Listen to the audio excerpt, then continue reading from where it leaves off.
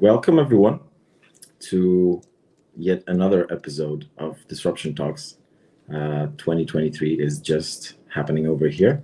I just had the utmost pleasure of visiting the World Economic Forum last year, and everybody is talking about money in terms of currencies, in terms of projections, but also in terms of the startup world. So, fintech, everything concerning cryptocurrencies, valuations, the ability for startups to raise money, but obviously also the fintech products that will be the products to not only survive the winter that not only extends to crypto but everything else, but also the new ones that will dare to emerge. So joining me today is Tristan Pelloux. I hope I have pronounced that correctly. Yeah. It's perfectly fine. So I'm looking forward to having a pretty relaxed conversation about our respective crystal balls about the 2023 and the trends in fintech. So uh, before we even start, let's find out a little bit more about you. So our audience deserves an introduction of what is it that you do on a daily basis and how you got there. Yeah, sure. So I discovered fintech a bit by mistake, I guess. So I was young and fresh out of university, and I joined the corporate strategy team of mid-sized bank in the UK. At that point, it was a subsidiary of an Australian bank. Then we did a carve out and listed on the stock exchange and then merged with Virgin Money. And all that time I was in the corporate strategy team, but more and more focused on innovation. So I got interested in what was going on in fintech, innovation, financial services. Um, and it was actually during that time that really kind of fintech picked up as a topic. It became trendy. All the customer facing fintechs appeared. And yeah, I kind of focused on that area, developing strategic partnerships with fintech startups and technology companies. And in January 2020, so just before the pandemic, I started Fintech Review to kind of channel my interest in fintech, write about it, interview people, keep a close eye on what's going on all over the world, the big trends, because I find it quite fascinating how fintech is changing financial services. Okay. And maybe just to go a little bit off script, we are 24 days into this new year. How has the 24 days been for you, or even just the last week, other than cold in Barcelona? It's been good. It's been good. I mean, a lot of things are happening at the same time. It's been a busy holiday season. Um, Trying to figure out, as you were saying, what's going on, what will happen this year, what are going to be the big things. Trying to keep an eye on the FTX saga. What's the latest news out of there? This is obviously like quite interesting. So yeah, it's been. I feel it's been 6 months already in 2023, but it's only been a couple of weeks. Fair point. Absolutely fair point. So I wanted to touch upon what you mentioned about your previous experience from your past life, because you seem to have a huge amount of pedigree when it comes to corporates. Like I'm seeing on your LinkedIn, Societe Generale, HSBC, Virgin Money, and now you have gone the independent route. So I'm pretty sure that what the audience would love to hear is what happens that you make that decision from extremely impressive corporate jobs to go your own way, basically. Yeah, I spent quite a few years in corporates and discovering that, I mean, it's a great life, and you can stay a very long time in corporates, but it's also tends to be a bit soul crushing. But yeah, I mean, it wasn't particularly my plan to become an independent consultant, but I discovered actually I liked being independent, and I liked working with different clients, mostly smaller ones. Was quite good fun working with founders directly rather than than execs in large corporates. It's obviously been quite an adjustment from you're in a comfy corporate job where someone is going to do something eventually, and it's quite divided in terms of someone will do the accounting, someone will do the marketing, someone will do whatever. And then when you start your own thing, well, you have to do all these things. So you have to do the work, but you also have to do the business development, the marketing, the accounting. Well, over time you kind of outsource all these things, but at first it's quite an adjustment. But it's been fun. It's been 2.5 years now, and it's been quite a good journey. Yeah, I mean, that's the unfortunate thing about passion, that the better you get at what the passion concerns, the more the world expects you to be a catalyst for that passion working better on a systemic level. So if you're great at something, eventually you progress into a more managerial role. You get further and further from the essence of what drives you, as you described. So the inevitable paradox of success: if you are getting good at something, uh, you paradoxically just have to sort of keep your hands off it on a day-to-day basis. Just like with engineers, you're an excellent engineer, you transition into engineering manager, architect, and so on, right? So very interesting. And what about the past year? What are you the most proud of? Because I asked you about the 24 days of this year. What about the 365 of the last one? So I've done a few interesting projects, worked with great companies in different countries. So I've been quite happy when I looked back the year that I had been lucky to do a few big projects in different sectors, from e-commerce to fintech to uh, like hotels. So I've done a bit of different things over the past year, and so it's been quite good to discover new things, work with great people, and continue to scale fintech review. So I've been quite happy as because basically, I mean, 2021 was a year where I was really starting the business, and you spend a lot of time like trying to pedal and trying to push it, and at first it's not moving. So this last year was about validating that it's actually a good idea and it's working and economically sound. And it's been the case. So I'm very happy about that. Um, so yeah, and I came into 2023 quite energized and looking forward to do even more this year. You mentioned that you got a project that concerned hotels and the hospitality. So you must at least have heard something how the industry is doing. What's the latest over there in that area? Because we know that it was a difficult, tough 2 years. Perhaps the first part was more difficult, and later there seems to be a rebirth or a rediscovery. So what did you Mm. see over that project? I'm curious to hear. So in Europe, it's quite impacted by the new sustainability laws. When you look at restaurants, the objective is to get rid of single-use plastics, and having an industry when it comes to restaurants much more, well, sustainable. And the application of the law is different depending on the countries. In Germany, it's a bit more brutal than it is, for instance, in Spain or France. So this is shaping a bit the way restaurants have to operate, for instance, on takeaway. So new laws are going into effect, have gone into effect, for instance, in Germany, around like containers for takeaway food. So this is shaping quite a lot restaurants.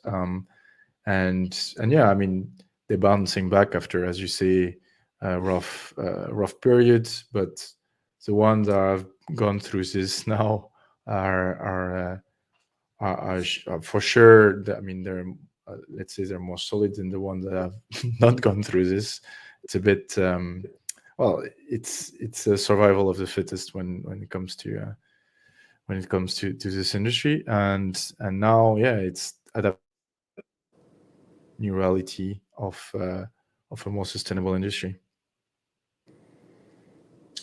I mean, just like you mentioned, survival of the fittest, an argument could be made on both sides of the coin that the companies, regardless of sector, were sort of overgrown, and now it's the great straightening.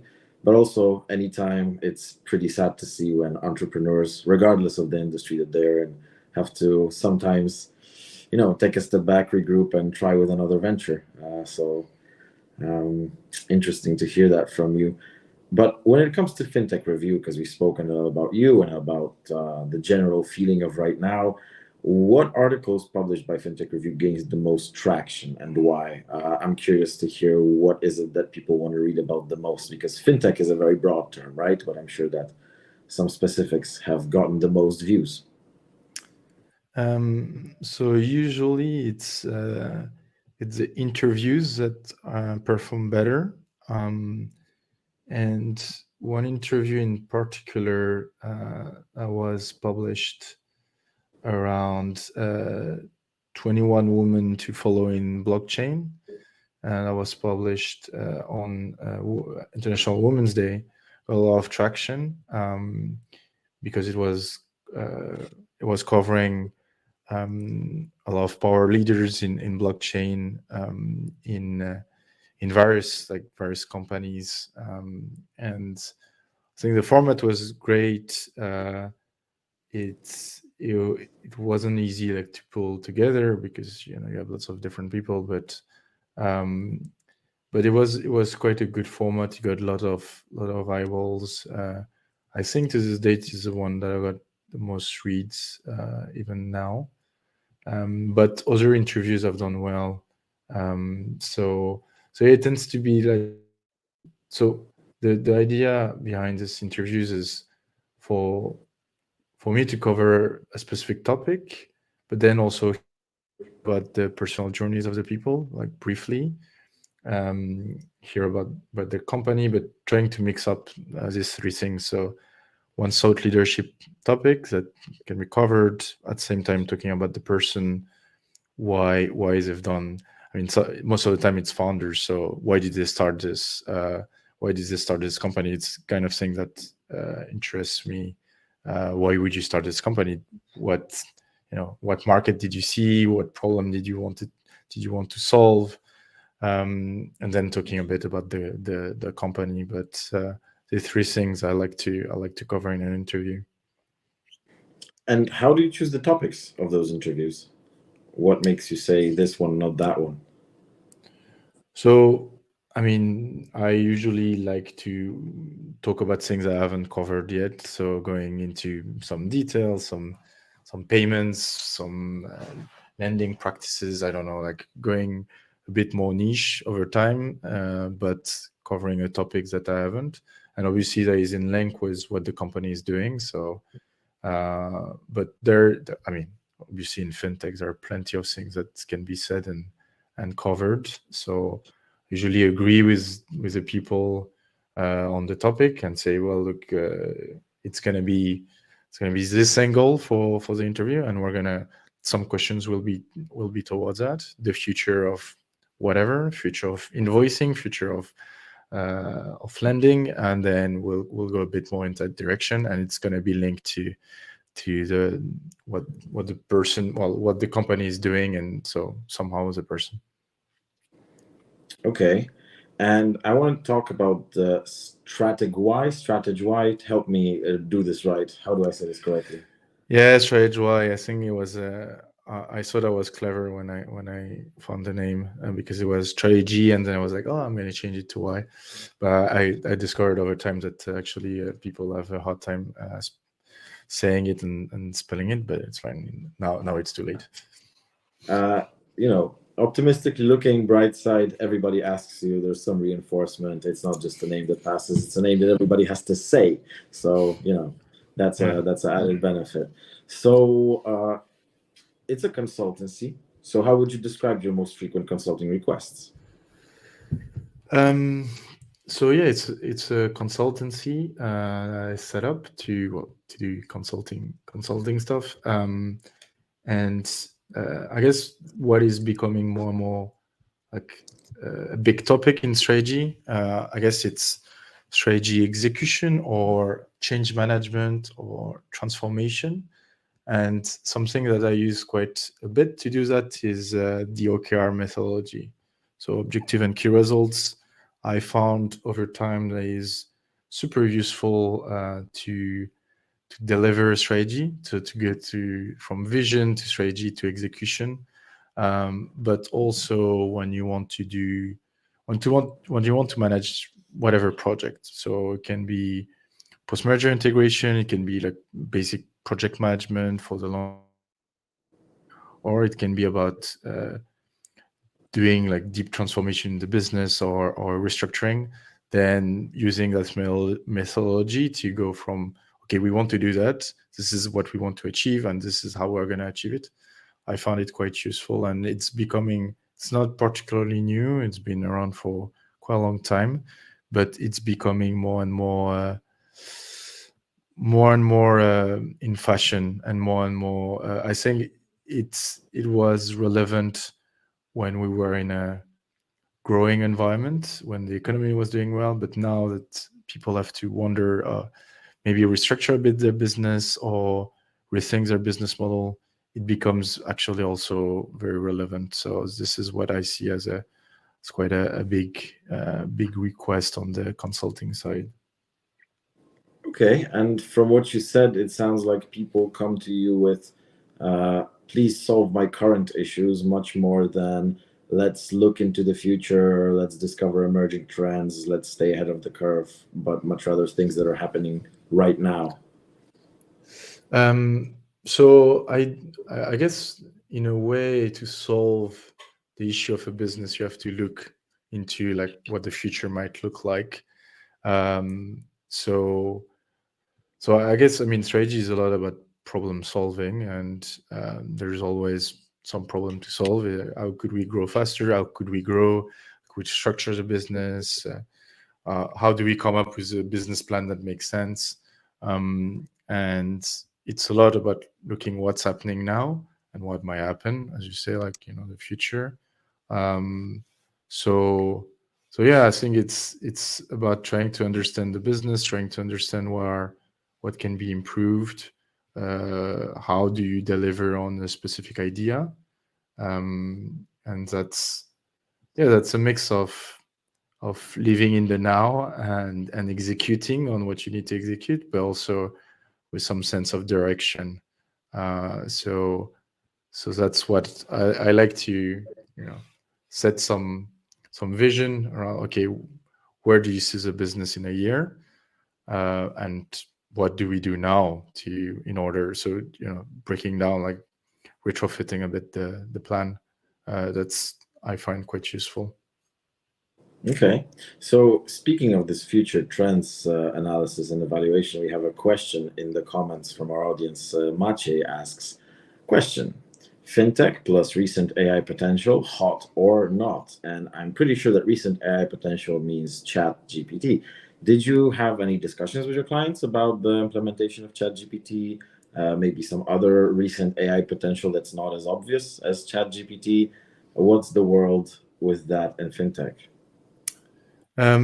So I think automation and chatbots is definitely something that has been more and more prominent. So in fintech and beyond, because it's about trying to automate a lot of this tiny tasks that tiny asks that people might have, like, oh yeah, I have a problem, and they don't want to go through the FAQs. So chatbot can help a lot, and to solve a lot of to try to decrease the pressure on customer service agents. So that's an obvious for like, let's say, chatbots AI.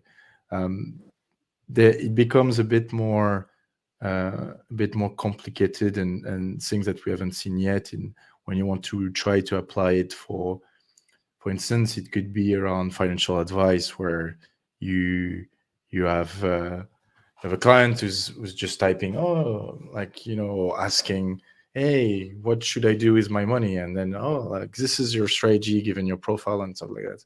This, we're not there yet. Because so AI and automation in financial services is fine to a certain extent, but usually regulators are a bit nervous when you automate stuff, and then it becomes hard to explain why you've come up with a decision, and it's always this balance between um, they always want to have someone who's accountable for for for what's happening in financial services, and a lot of financial service players who want to automate and want to use technology. So there is, I mean, obviously AI, for instance, you could look at credit underwriting in a much better way. So there is a lot of, I would say, potential. Is it hot this year? I don't know. Like, it's been hot for quite a few years already. For as long as I've looked at financial services, been talks of AI kind of changing the industry. For now, it hasn't. There is a huge potential, but it might take this kind of innovation cycle where uh, we underestimate the change, and but we overestimate the change, but we underestimate when it's gonna come. So might come, but I don't see it like in the very short term. Okay, I think I see what you're saying. Humans tend to look at the very now of the moment, just like it is with cryptocurrencies, for example, and people are making evaluations left, right, and center, whilst it's just the beginning. We have nowhere near any clear idea what it's going to matter like in 10 years. These are the teething moments, just like with babies, for all of these technologies. And yeah, I even heard this listening on the weekend to another podcast.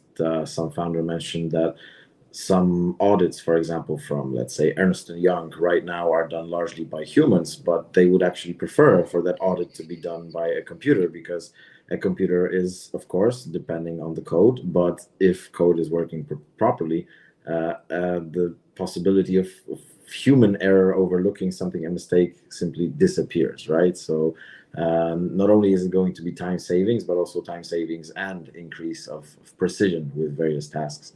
Um, what was the most challenging project that you had to deal with for your clients? If you can name a name, amazing. If you can't, at least the industry.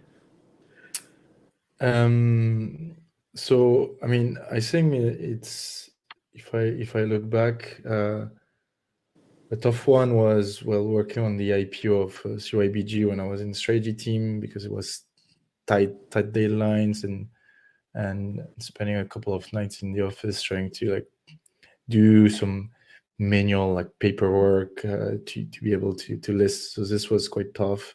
Um, Basically, like the most complicated stuff are usually like restructuring, or when you have to look at the business and be like, okay, this is not. I tend to like. I prefer working on growth strategies, and this is where we're going to grow. We're going to hire. We're going launching this product, going to this market. This is fun. Um, it's less fun when you have to be, okay, let's cut let's cut in the teams, let's cut in this business, let's discontinue this product, let's do this, let's do that. So I've done this a few times, financial services and also in other industries, and it's never really fun. You have to do it, definitely, but uh, but yeah, when I have the choice, I prefer not to do this kind of projects, because it's a bit, there are people in the mix that they've been for a long time in a company, and you're saying, well, look, it is what it is. It's time to go because the business is not doing well, and it's not fun. Well, it's happening a lot in the tech industry right now, so a lot of people have to do it, right? But if I can stay away from these projects, I tend to want to do that. Okay. And I'm wondering, is that one of the characteristic traits of a good consultant, knowing when to step back, knowing when to say no, If so, what are the other traits? What makes a good consultant? Um, yeah, I mean, I think if you have the, if you're, well, as you were saying earlier, is that if you're good enough and you have like a good pipeline, you can decide obviously not to do projects. And also it's when you are an independent consultant versus being in a firm where you don't have the choice. Like, they send you, they send you, and you have to do the project, and they will take things because they have to cover costs. So I guess as an independent consultant, and there are plenty now, uh, we have the choice not to do the projects that we don't want to do. And some people probably enjoy like doing restructuring; they find it fascinating. I don't know. I guess another trait. I mean, I tend to be quite how do you say that?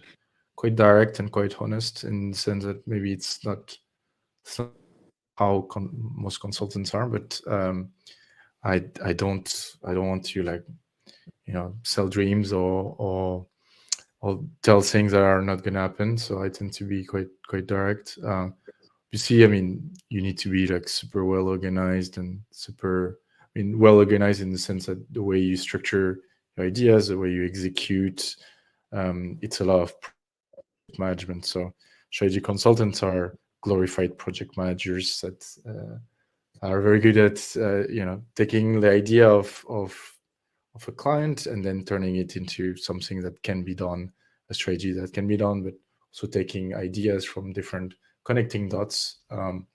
So we're talking about AI. I think, for instance, it's a job that would be very hard to automate because it's not repetitive, and no cases is the same. So strategies that works well for a company maybe won't work at all for another one, and they might be in the same industry, and everything might be very similar. So you can take some ideas here and there, but it's always going to be quite different. So it's about also, yes, another trait is about being comfortable with the fact that you will have partial data, you will have partial information. It will be a bit tense sometimes. You have to manage your stress, but it's all fun in the end. And you mentioned fintech again, so I'm going to take Yeah. something from the comments in the audience. Mariusz Maćkowiak, it's more of a statement, but perhaps something we can discuss. Hello, I guess there's a lot of safety issues with the incorporation of AI in fintech. I mean, on making boundaries for artificial intelligence and space for a human approach to sensitive data. Let me build on this, and then you can just tell me if I'm right or shoot me down. I think that there are just going to be roadblocks when there's also going to be a human element of approval. It's not going to be AI running wild and free. And actually, with access to sensitive data, once again, I'm pretty sure that in the cybersecurity world, a lot of the errors that are being made are involving a human element, not as much as the code element, right? So, uh, if we implement correct roadblocks, will it actually be perhaps safer? And the incorporation of AI in fintech is not going to be a safety issue? Or is Mariusz's concern more on the right side than my prediction?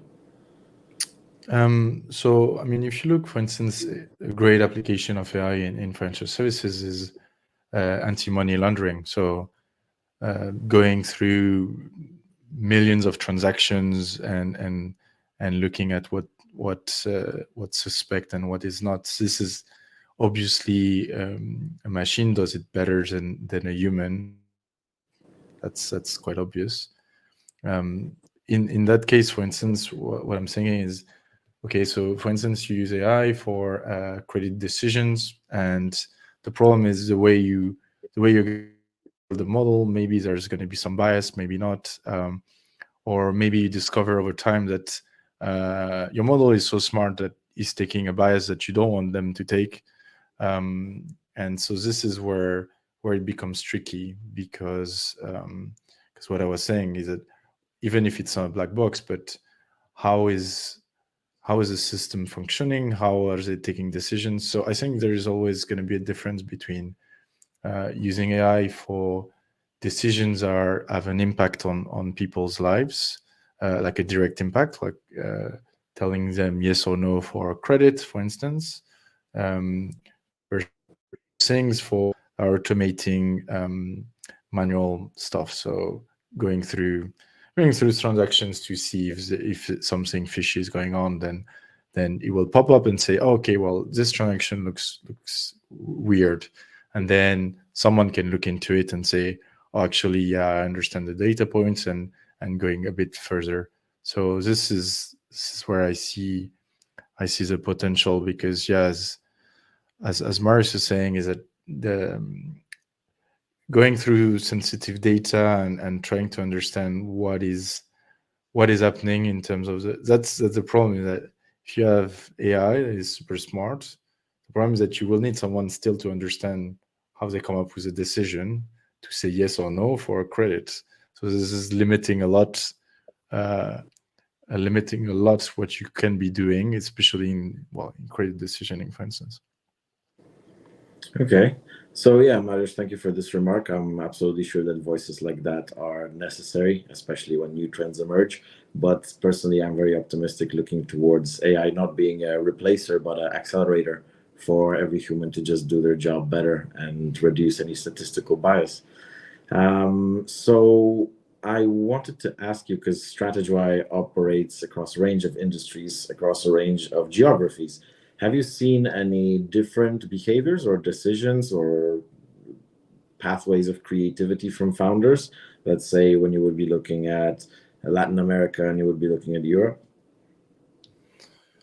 Um, yeah, I mean, obviously, for instance, you're looking at economies are not as stable. So um, if you look Argentina compared to Spain, is that there is, well, we're talking about inflation in Europe, but it's a different story in Argentina.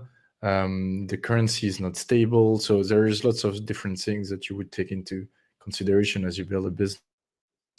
It's like, okay, should I incorporate in a different location? Should I try to deal as much as possible in a different currency, in US dollars, for instance, because it's going to be better? And so these are obviously challenges that you don't have if you have a business here, and it's like, okay, there is inflation, but it's not crazy, and you have stable political situation, you have stable currency, uh, stable economy. So it's um, it's obviously going to be quite different. And then then there is the fact that the summer is now, so the rhythm is different. That here the summer, well, in Western Europe tends to be July, August, where things are a bit quieter. But in Argentina, it's January, February, because this is the summer. So there are some differences, but it tends to be quite interesting for me to take ideas from one client in one country, in one industry, and trying not to apply it, but taking some similarities and interesting trends from one space to another. Okay. So now on the difficult times in the fintech industry of ours, like I mentioned just at the beginning in the very introduction, everything is impacted, valuations, funding availability, layoffs, people are going into leaner companies or even just closing up shop. I wanted to connect this to a couple comments from the audience. So the first one I wanted to go with is from Krzysztof. It says, "Hi, build versus buy. Which one do you think will be bigger for banks in 2023? Are they going to just be sweeping everything up as distressed assets, as founders will be looking to, cash in despite the economy, or will it be the banks who will say, no, we are building our own?" So yeah, I mean, as you say, it's going to be a tough time for certain startups that have grown maybe too fast and are in need to adjust massively their business model, and maybe sometimes they can't fundraise, so it means the end of the line and for banks with the build versus buy. The pro buy is fine, but you need to think about post merger integration. And well, I've done a couple projects in post merger integration, and it's not easy. It's not it's not as easy as saying, "Oh, I'm gonna buy this company. It's cool." How do you make sure it's fitting well within your own bank and making sure it's still growing, or making sure you're making the most of what you're buying? Are you buying it for the people? Are you buying it from the technology?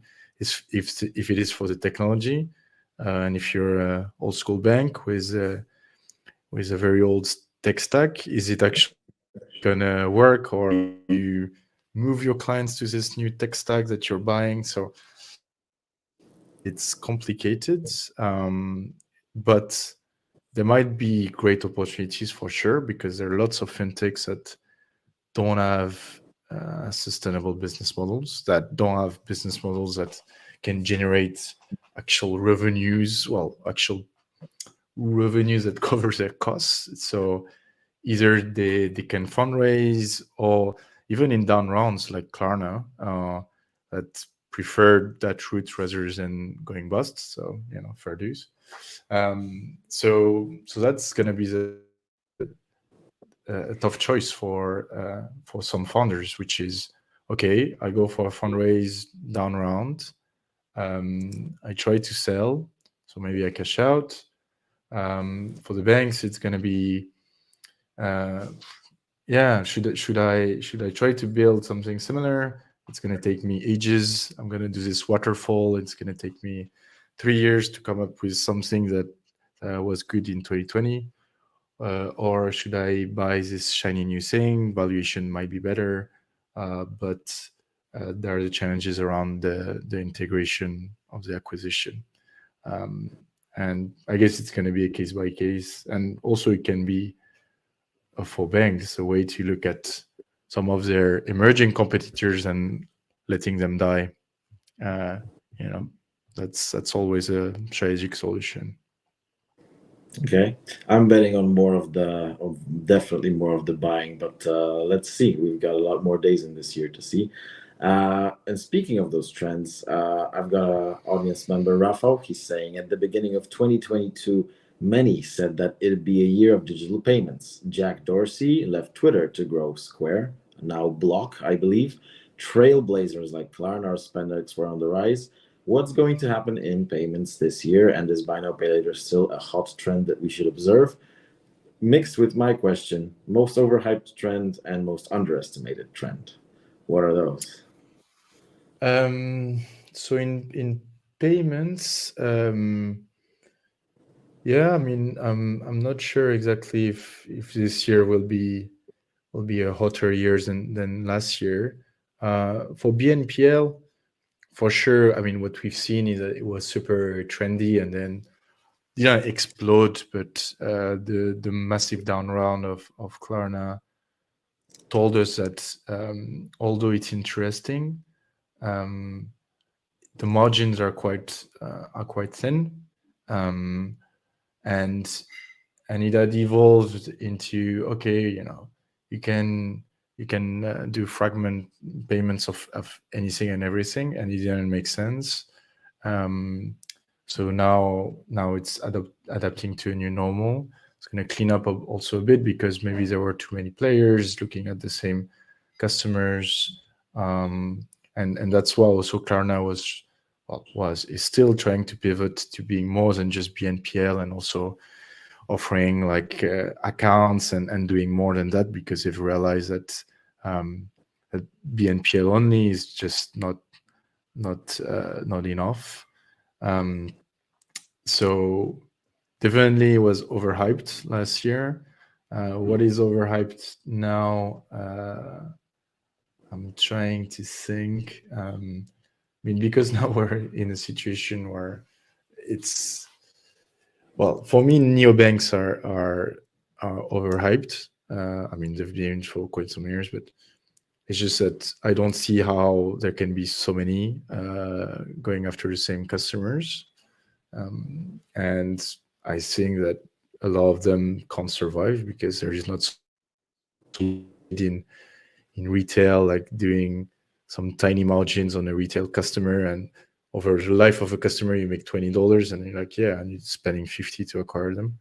So definitely for me it's overhyped. Like you don't need that many neobanks, and a lot of them will not go anywhere because you have so many that emerged over the past few years. Um, and I think that for me, in terms of what can be done is like better better lending, like SME lending, for instance, trying to develop models to do better SME lending beyond the okay, you need balance sheet, like classic approach to credit underscoring. And but it's a complex issue, and I haven't seen anybody really doing anything in that space. But there is a huge potential if you're able to do better lending. But the problem is always how do you get the funding? Like as a fintech lender, how do you get the funding to lend to businesses, which is a big advantage of the incumbent banks is that they have deposits, so they have a source for lending. But I see some potential. It's just it's a very complicated problem. But I like complicated problems, but it's not a low hanging fruit. So not a lot of companies look at it. Okay. I mean, for me, that sounds even more like the argument for this buying because the banks or even just the bigger startups, scale ups, decacorns will want to have the users without paying the price that the originator of the company had to spend. Just like you said, the customer acquisition cost far outweighing the lifetime value in this organization. But maybe they can just, swallow them up and transfer them. I've got an interesting question here from Agatha that is also concerning fintech, but it's more concerning how do you get to meet new people in the fintech world? What's the best way that you personally found to work for networking with other people in fintech? How do I network? Well, for me, I mean the easiest thing is because I run I run a small media on fintech. Actually, reach out to me all the time. Press releases. Most of them are not very interesting, but at least I get a decent inbound of fintech companies that want to share what they're doing. Um, well, I guess I mean I'm trying to go to conferences as well. So last year I was at FinTech Week London. I'm trying to attend ones also like um, virtually because through FinTech Review I'm a media partner of several conferences. I get to attend as a press member, so that's a good way to network with people in FinTech. Um, and uh, and then while going to events, so here obviously I mean I'm in Barcelona right now, and the fintech industry is not the biggest in the world, but there are stuff happening.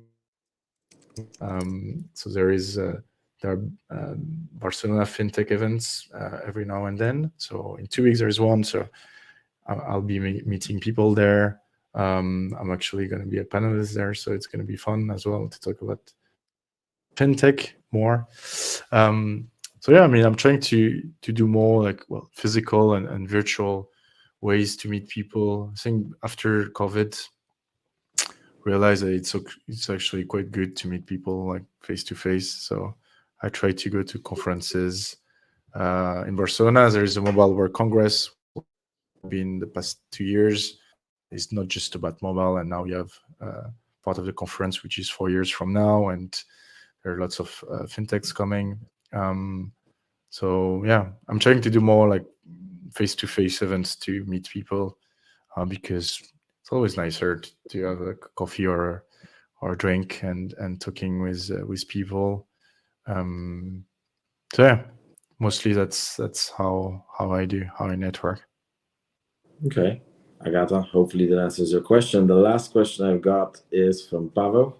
He asks about the hottest regions and geographies. I asked you about the differences between them, but maybe just like Pavel asks, if you were to open an office in a new location, where would that be? Like you get to flip a switch, and tomorrow there's an office. Which office in which location will work best? Where will Pavo have the most clients? Um, I think Latin America has a lot of potential in fintech because because of the instability of from an economic point of view. So I mean, Nubank, for instance, in Brazil is huge, but there are also like decent fintech players in Mexico. So I think if I had to expand, I would probably expand towards Latin America. Um, and but yeah, I mean, there are lots of other regions. I mean, I think like in Western Europe, I don't think I would open anywhere else, because well, from London and Barcelona, you cover most of the, maybe going more east. So either going very west, crossing the ocean, or going more east. I think Asia is interesting, but it's very different. The way the market is structured, and the way it operates. So I don't think I would be as valuable there. But yeah, either Eastern Europe or Latin America. I think I find these markets quite interesting. Okay. I think it makes sense that you also don't want to be in a place that's way overcrowded and already full of other consultants, right? Because, like we established, there's only so many companies that can work in a specific industry. I also read this recently that there are being produced, or in 2022, that there was 599 TV series produced, and that we are reaching such a place where there's only so much physical time within the 24-hour period for people to watch TV series. And at some point, the saturation is an undeniable mathematical fact. I think that relates to each and every industry in its specific vein. So that was all of the audience questions and all of the questions that I had in terms of fintech. And now the last question that we always ask to our guests. So here is the magical wand, and you get to abracadabra it so that every 12-year-old in the world receives the gift of education on a specific topic of your choosing. What is that topic? Um, I think I would say something around entrepreneurship. So demystifying a bit entrepreneurship, and how do you typically develop a business? What do you need to do? What's business strategy like? But high level, but still explaining. Okay, well, a company is about like a market, product, customers, and this is how you build like a typical business plan. I think would be like quite useful, because even if you're not going to be an entrepreneur, um, knowing how a company works at the very basic level is useful, even if you work for a corporate or a startup. So yeah, I mean, but I'm obviously quite biased, but yeah, like like a bit of business strategy, business planning 101. I think could be useful for a lot of young people. I think the way that I understand what you said is that even if you choose to not follow the entrepreneurial path and work for someone, it's still really good to understand the reality of that someone and their choice to run the business, right? So even if you say, I don't want all of the hassle with running a business, I just want to be an employee, it's good to understand the context within which you operate and how you relate to the rest of the company. And when people say CEO mindset, that it's not just a buzzword, but it's actually a way of understanding how choices are made in a company, big or small, to achieve the best outcome for the company. Yeah, no, exactly. I think, I mean, even if you work in a company, understand how the decisions are made, why the decisions are made, what is cash flow, why do you need to make money to pay for salaries, like stuff that even if you don't want to be involved in this and you don't want to start a business, but understanding at a high level how a business operates and works. Obviously, the bigger the business, the more complicated it becomes, but still, like, I think would be useful for a lot of people just to to get these basics. Okay. So, with 51 minutes in and no further questions from me or the audience, I think we'll be heading to the conclusion of this episode. So, dear audience, and of course, dear Tristan, thank you so much for being here with us. And everybody else who's watching this, we do our best to keep it on a Tuesday by Tuesday schedule. Please check our social media, regardless if it's LinkedIn, Facebook, Twitter, and be on the lookout for further Disruption Talks content or Disruption Forum events. So, Tristan, once again, thank you so much for today, and hopefully see you soon online or in real life. Thanks for having me. That was great. Pleasure is all ours. Thank you so much. Goodbye, everyone.